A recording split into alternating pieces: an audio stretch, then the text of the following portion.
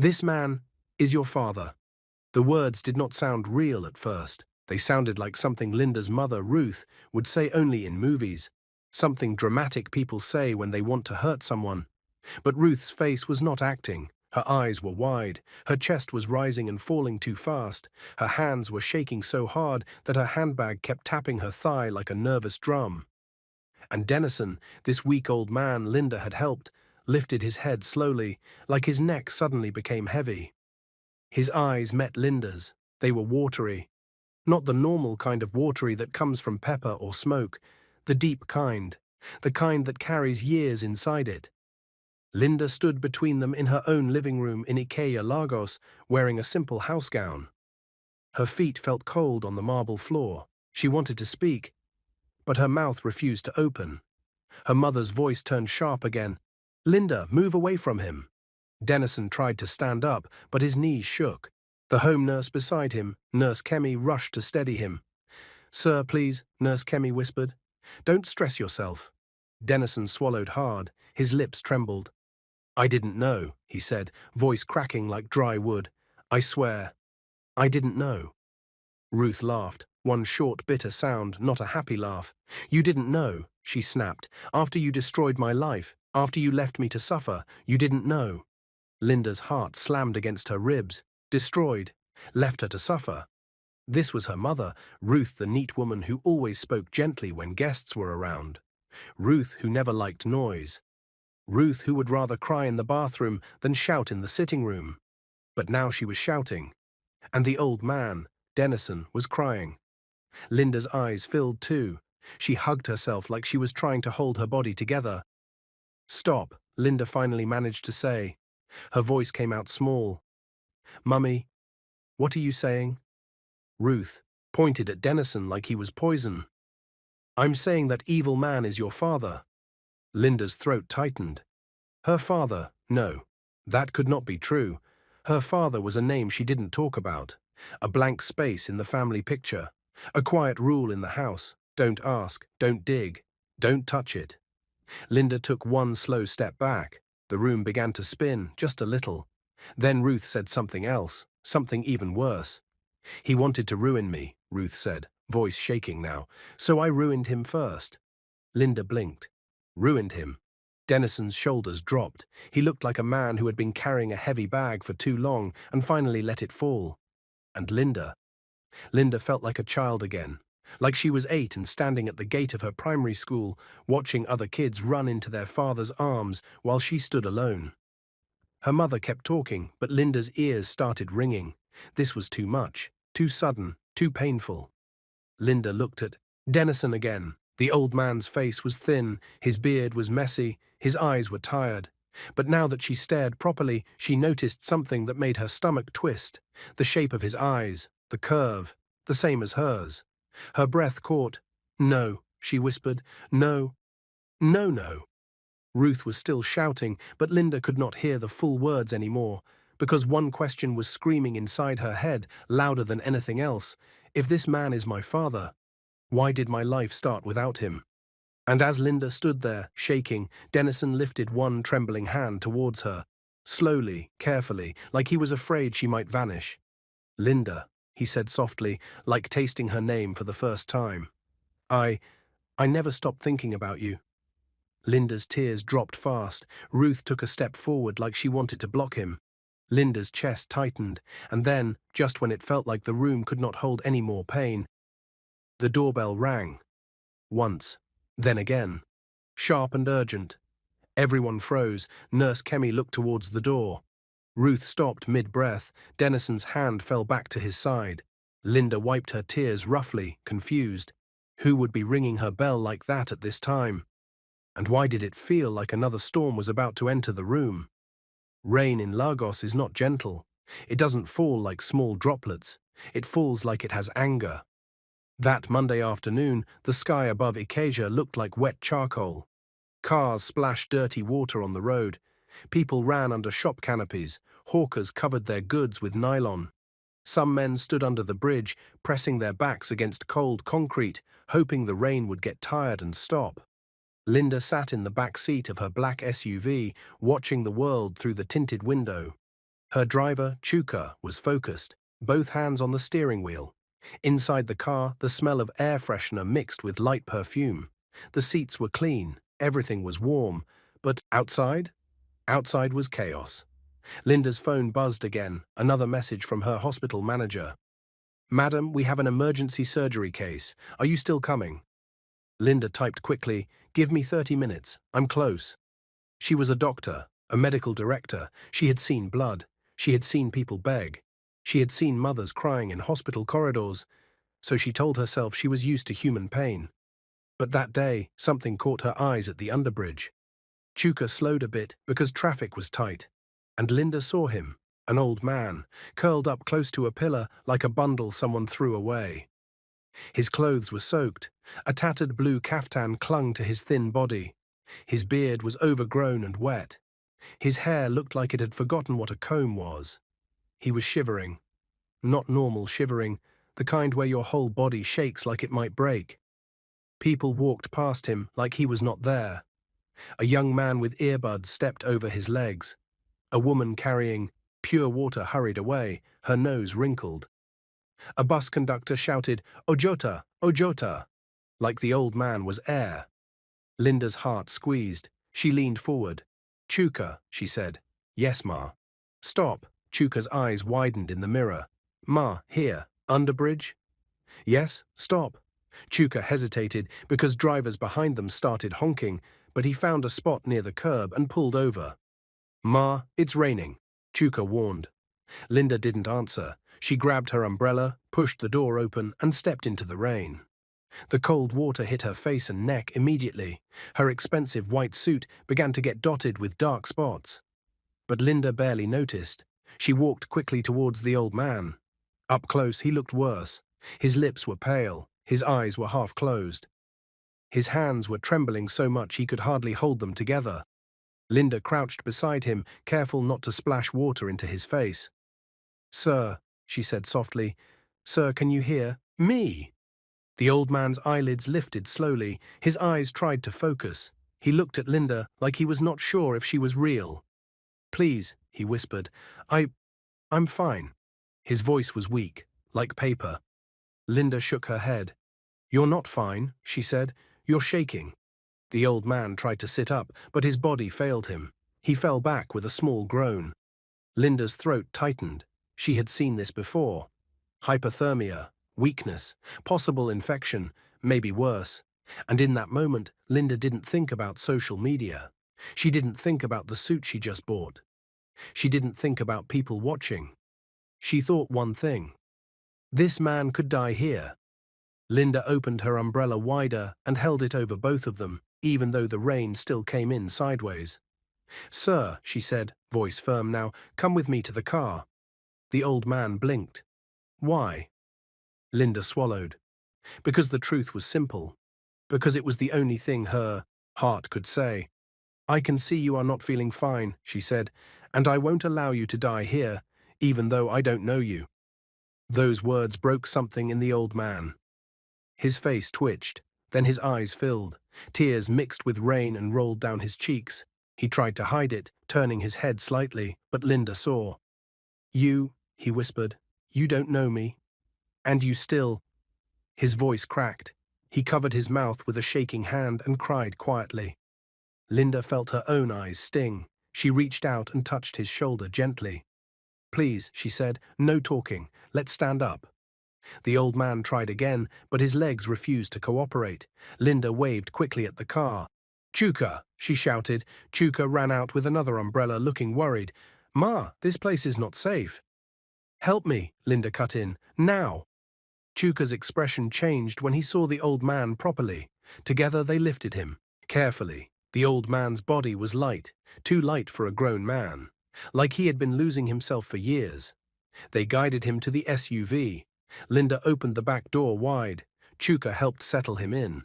Linda climbed in after him, still holding the umbrella outside for a second before closing it. Inside the car, warmth wrapped around them.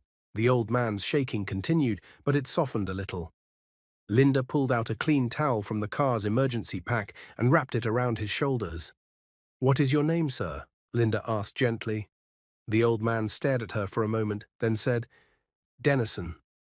"Okay, Mr. Dennison," Linda said. "I'm Linda." Dennison's lips trembled again. "Linda," he repeated, like the name meant something, but he didn't know why. Linda pulled out her phone. She called her personal medical team immediately. "Prepare the guest room," she said. "Heat it. Get warm IV fluids. Bring a doctor and a nurse now. He's coming with me." She ended the call and looked at Dennison. He stared out the window, tears still on his cheeks. Who sent you?" he whispered. Linda frowned. "Sent me?" Dennison shook his head slowly. "I have been invisible for years," he said. "People walk past me like I'm dead. But you stopped." His voice was full of pain. Linda didn't know what to say, so she said the only thing she could. "No one sent me," she said. "I just saw you." Dennison closed his eyes, and the tears came again, silent and heavy. As Chuka drove them away from the underbridge, Linda watched the rain fall harder. Her heart was still racing. She had picked up a stranger. In Lagos, that was not a small thing. It could be dangerous. It could be a mistake. But when Linda looked at Dennison's shaking hands, she made a quiet decision inside her chest. Even if this is risky, I will not drop him back into the rain. Then, as the car turned into a clearer road, Dennison shifted slightly. Something fell from inside his wet caftan and landed on the seat with a soft tap. A small, old leather wallet. It opened a little from the fall, and Linda saw a faded photo inside. The photo was damaged by water, but she could still see it. A young man and a young woman standing close, and in the middle a small baby in a white cloth. Linda's eyes narrowed. The young woman in the photo looked strangely familiar. Linda leaned closer without thinking.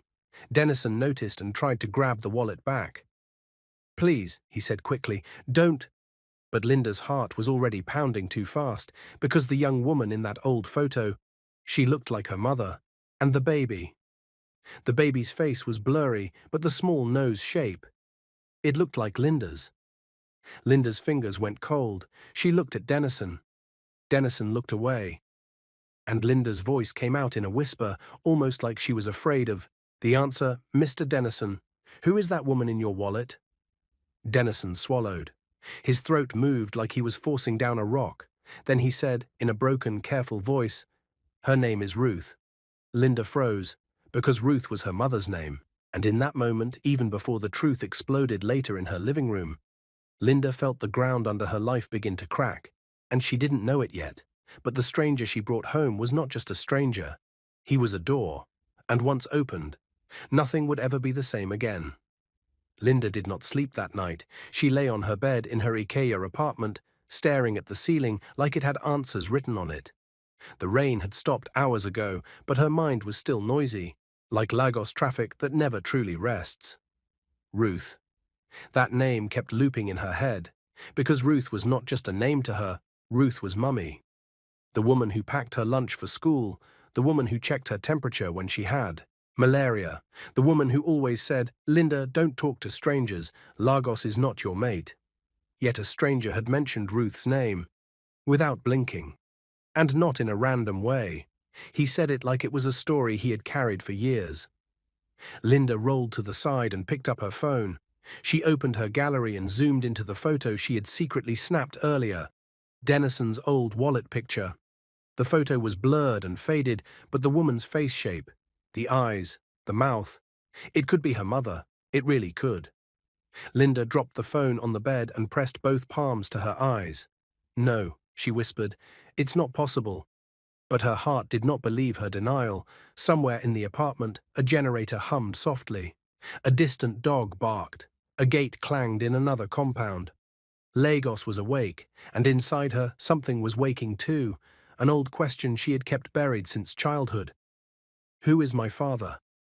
Linda sat up suddenly, as if she couldn't breathe lying down. She remembered being 9 years old, standing in the kitchen, watching her mother fry plantain. Linda had asked softly, "Mummy, where is my daddy?" Ruth had paused. Her hand holding the spoon froze in mid-air. Then she had turned and smiled too quickly. "Eat your food," Ruth said. That was all. No story, no explanation. Just a wall. Another time, when Linda was 12, her friend in school had bragged about her dad buying her a new phone. Linda had come home and tried again. "Mummy, my friends have fathers. Don't I have one?" Ruth had snapped then, real anger. "Linda, do you want to kill me?" she shouted. Linda had cried for hours. After that, she stopped asking. She learned the rules of her mother's silence. Rule 1, don't mention father. Rule 2, if you see Ruth's eyes go tight, stop talking immediately. Rule 3, love your mother so much that you don't make her bleed. Linda learned those rules so well, she turned them into a life. She became the good daughter, the responsible one, the one who got scholarships and went to medical school and made her mother proud. But now, Dennison had shaken that silence like a glass cup that finally cracked. Linda stood up and walked quietly to the guest room. The hallway was dim, lit only by small wall lights. Her footsteps were soft. She did not want to wake anyone. When she reached the guest room door, she hesitated. Dennison was inside, a man she had picked from the underbridge like a dropped item, a man she didn't know, a man who might be connected to her mother. Linda held her breath and opened the door gently. The room smelled of antiseptic and warm tea. A small bedside lamp was on. Nurse Kemi sat on a chair near the bed, her head bent as she wrote something in a notebook. She looked up quickly. "Dr. Linda," she whispered, standing. "Good evening, Ma." Linda raised a finger lightly. "Shh. How is he?" Nurse Kemi moved closer. "His temperature is better. He's still weak. He slept for 2 hours, woke up, took the pap and medicine, then slept again." Linda looked at the bed. Dennison was lying on his side, blanket pulled up to his chest. His breathing was slow and uneven, like a man who had spent too many nights fighting cold. Linda felt something twist in her stomach. In the hospital, she saw suffering every day. But seeing it in her own home felt different. It felt personal. Linda stepped closer to the bed. Dennison's face looked calmer in sleep. The sharp worry lines on his forehead relaxed slightly. His beard was still messy, but clean now. Nurse Kemi had helped wash him earlier. Linda stared at him. She searched his features like she was trying to solve a puzzle. His nose was not like hers, but the eyes, those eyes still bothered her. Linda turned to Nurse Kemi. "Did he say anything before he slept?" Nurse Kemi hesitated, then nodded. "He asked me, if you are married." Linda blinked. "He asked that?" "Yes, Ma, I told him I don't know." Linda forced a small smile that didn't reach her eyes. "What else?" Nurse Kemi lowered her voice. "He said he has a daughter somewhere. He said he doesn't even know if she is alive." Linda's throat tightened. "She said that?" Linda asked. Nurse Kemi nodded. "Yes. He was crying. He said he lost his family a long time ago. Then he kept repeating your name. Linda. Linda. Like he was praying it." Linda's heart jumped. She stared at Dennison again. Why would a stranger repeat her name like prayer? Why would a man, old and homeless, hold her name like treasure? Linda's mind raced. She didn't know if she wanted answers or if she wanted to run away from them. She stepped back slowly. "Thank you," she told Nurse Kemi. "Get some rest. I'll stay for a bit." Nurse Kemi looked unsure. "Ma, you've been working. All day." "I'm okay," Linda said. Nurse Kemi nodded reluctantly and left. The door closed softly. Now it was just Linda and Dennison. Linda pulled a chair and sat near the bed. She stared at him for a long moment. Her fingers moved without thinking. She took out her phone and opened her mother's contact. "Mummy." Her thumb hovered over the call button. She imagined calling Ruth at 2 a.m. She imagined Ruth's sleepy voice. "Linda? What happened?" Linda imagined herself asking, "Do you know Dennison?" But even in imagination, Ruth's face hardened. The wall came up. Linda dropped her phone again.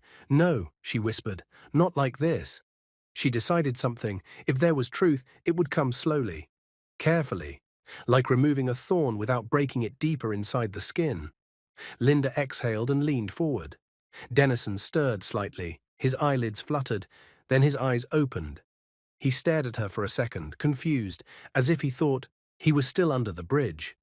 Then he saw the clean room, the soft light, the blanket. And he remembered. He tried to sit up quickly. Linda stood and helped him gently. Easy, please.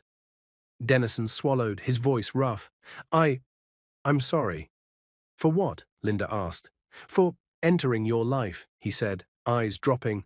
Linda felt a wave of pity, then confusion, then fear.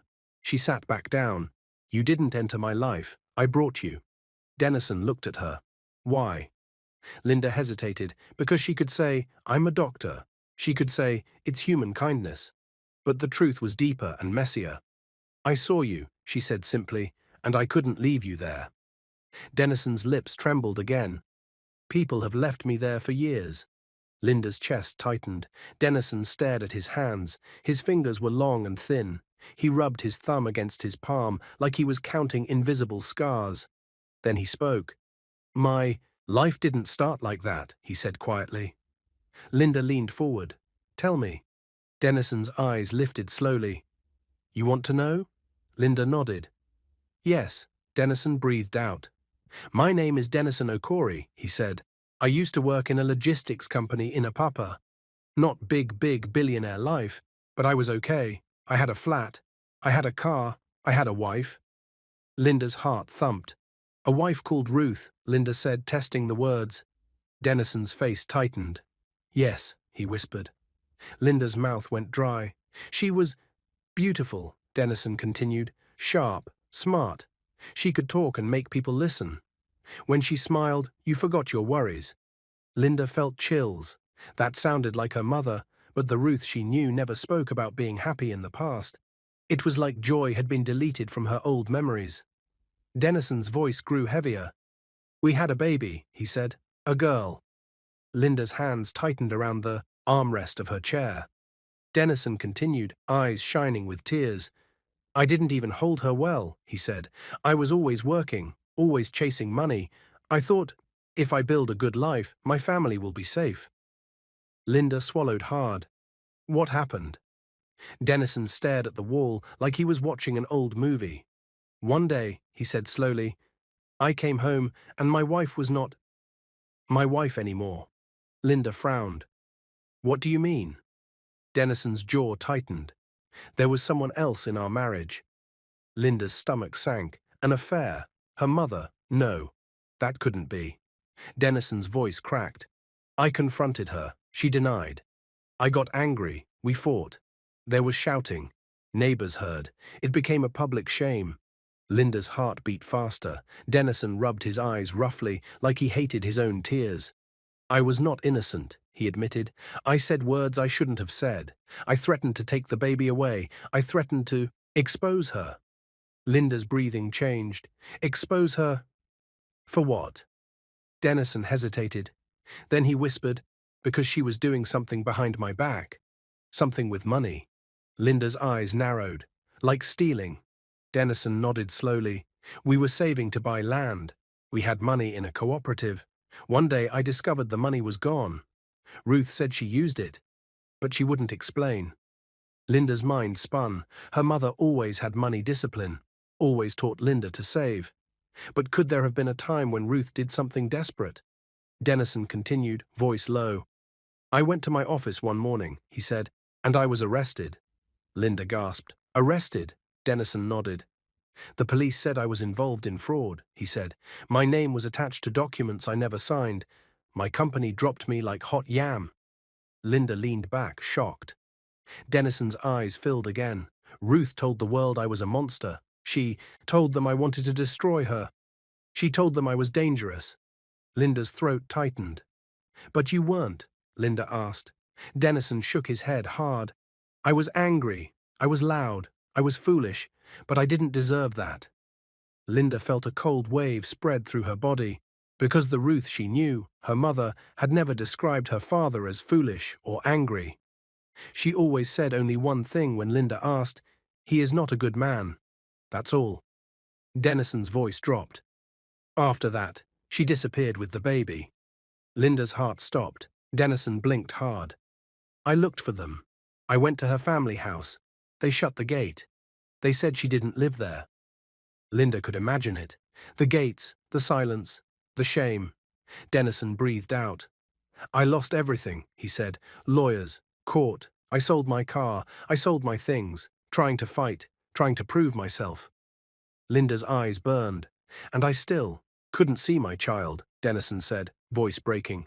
Not once, not one birthday, not one Christmas. Linda's lips trembled. What happened after?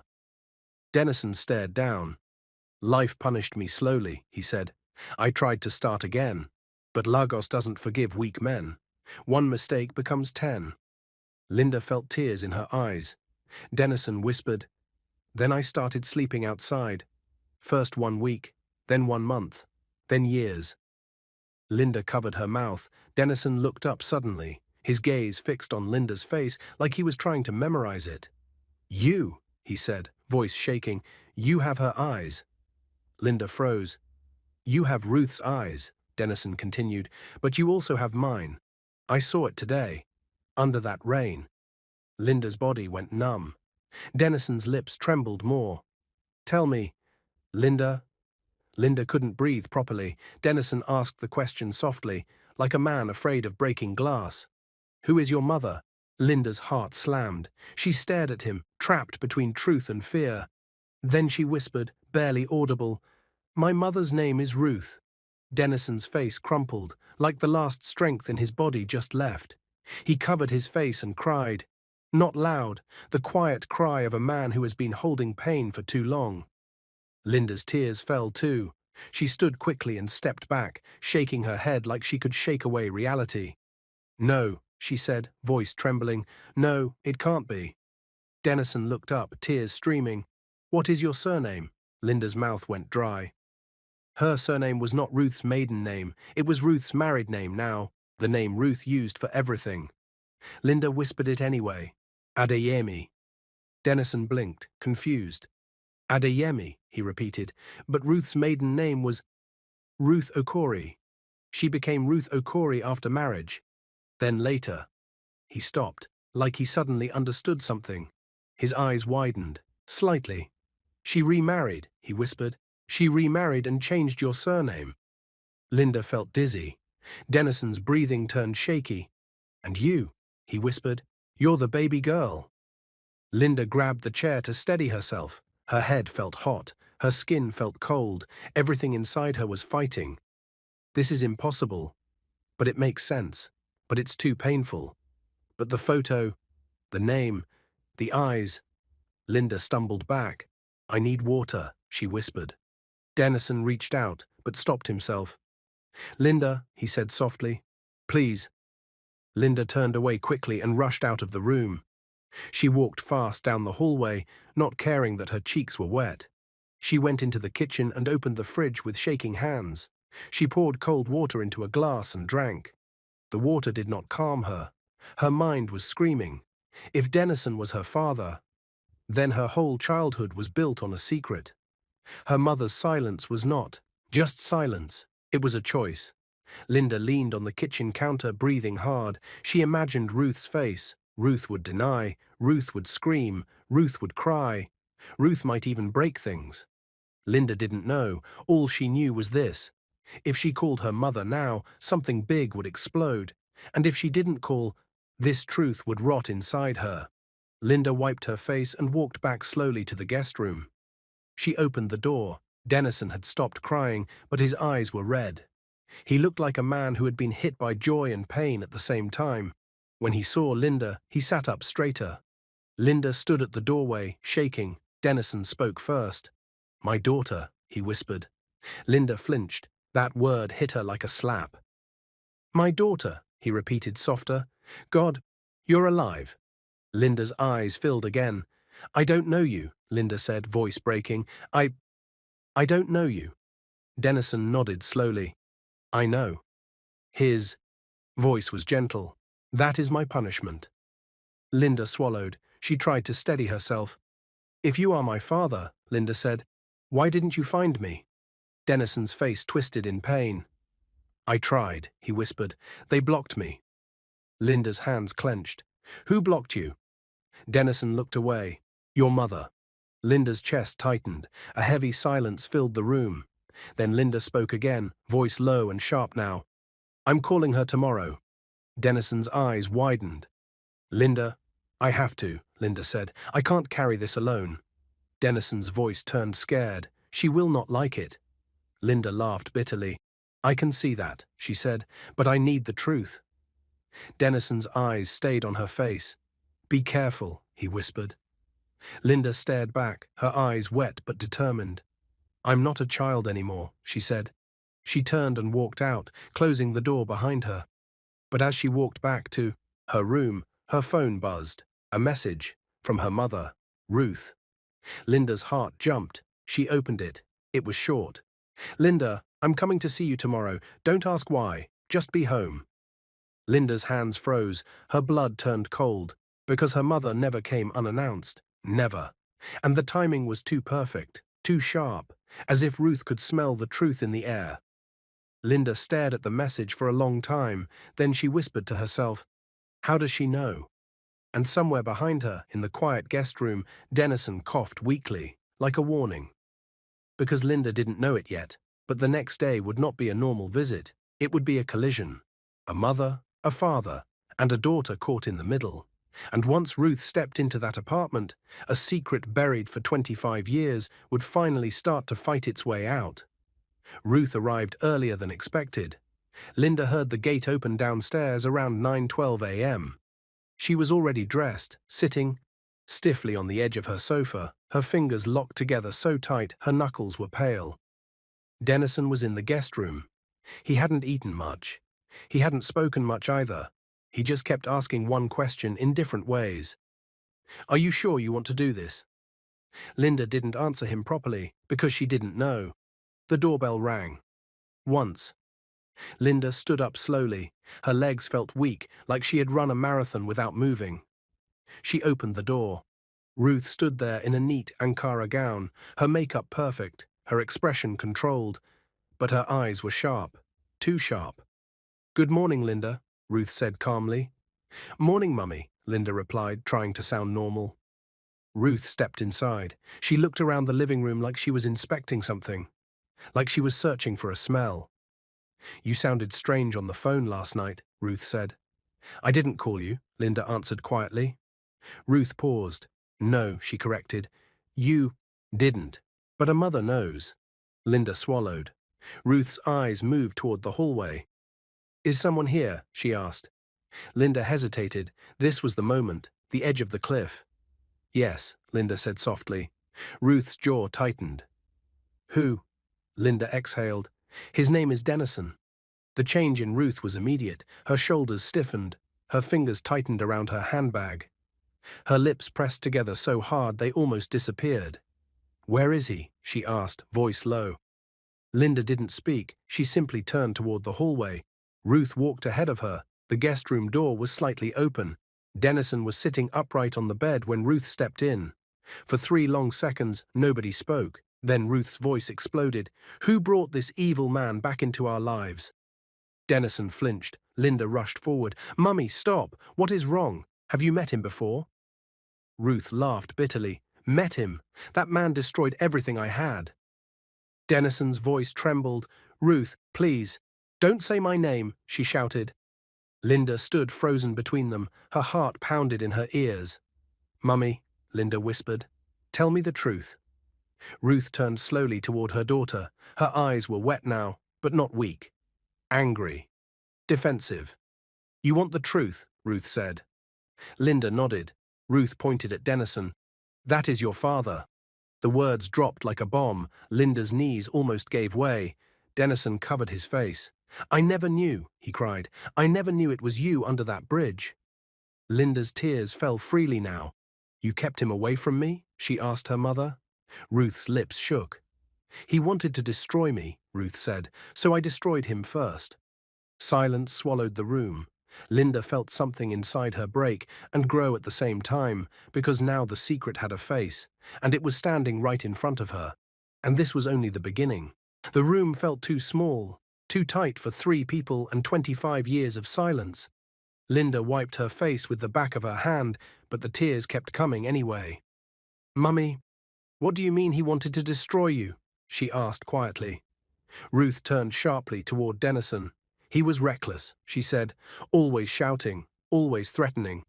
When money went missing from our savings, he blamed me without proof. Dennison shook his head weakly. Because it was gone, Ruth. The cooperative account was empty.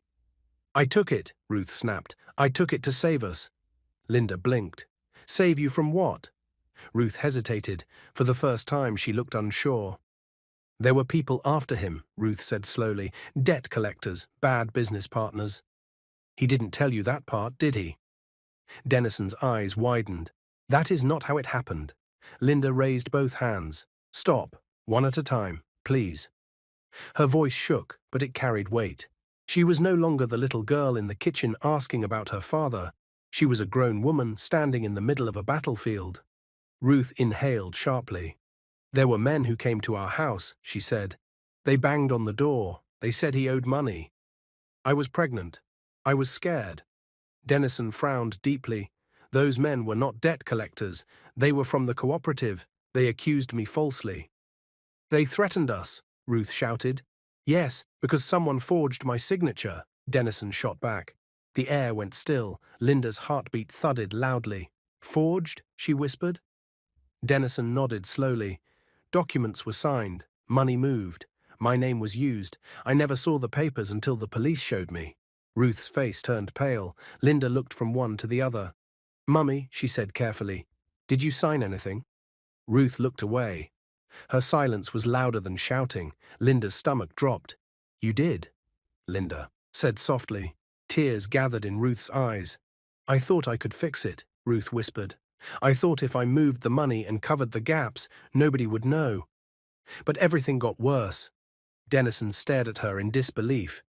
You framed me, he said quietly. I was protecting myself, Ruth cried. You were losing control. You sent me to prison for 6 months, Dennison said, voice breaking. 6 months, Ruth. Linda gasped. You went to prison, she whispered. Dennison nodded. Ruth covered her face. I didn't know they would lock him up, she said weakly. I just wanted the investigation to stop. Linda felt dizzy. All her life, she had believed her father was dangerous. But now she saw fear, mistakes, pride. Not evil. You kept me from him, Linda said slowly. Ruth lowered her hands.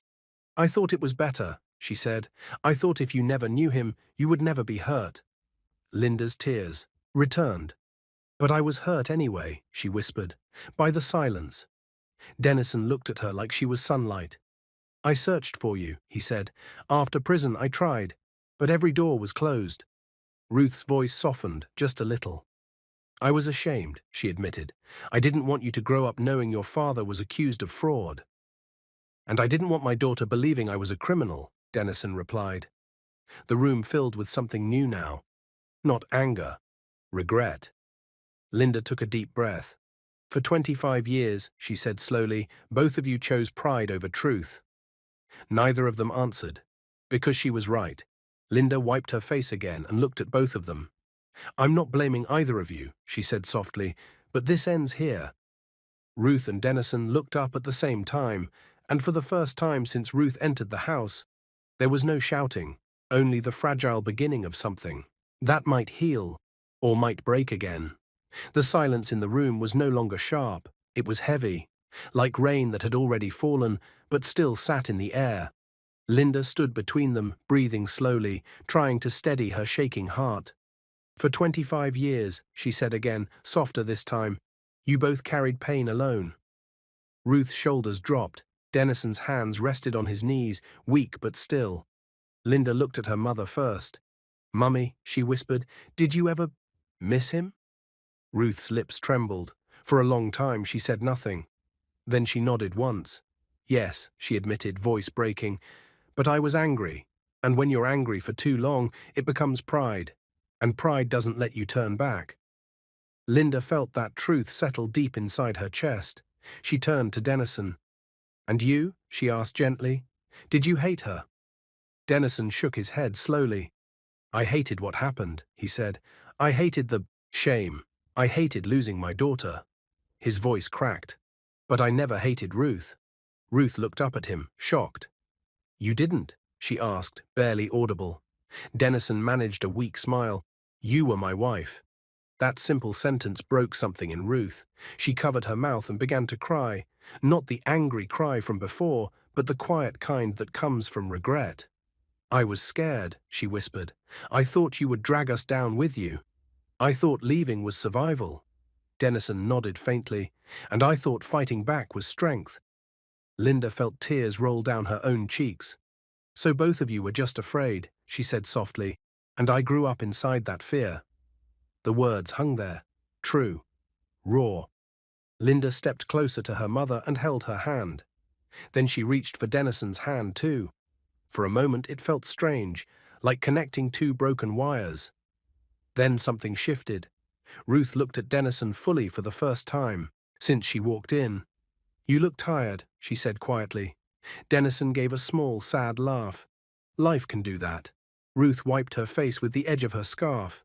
I went too far, she admitted. I shouldn't have let the world believe you were evil. Dennison's eyes filled again. I wasn't perfect. No one is, Linda said gently. Then something unexpected happened. Ruth took one slow step toward the bed. Dennison froze. Another step, then another, and finally Ruth reached out, hesitating just a second, before wrapping her arms around him. It was awkward at first, careful, fragile, but then Dennison's hands lifted and held her back. Both of them cried. Linda watched, tears falling freely, her heart full and aching at the same time. 25 years of silence, broken in one embrace. Linda smiled through her tears. I won't allow any of you to lose each other again, she whispered. And in that moment, the family that had been separated by fear and pride found its way back to one another.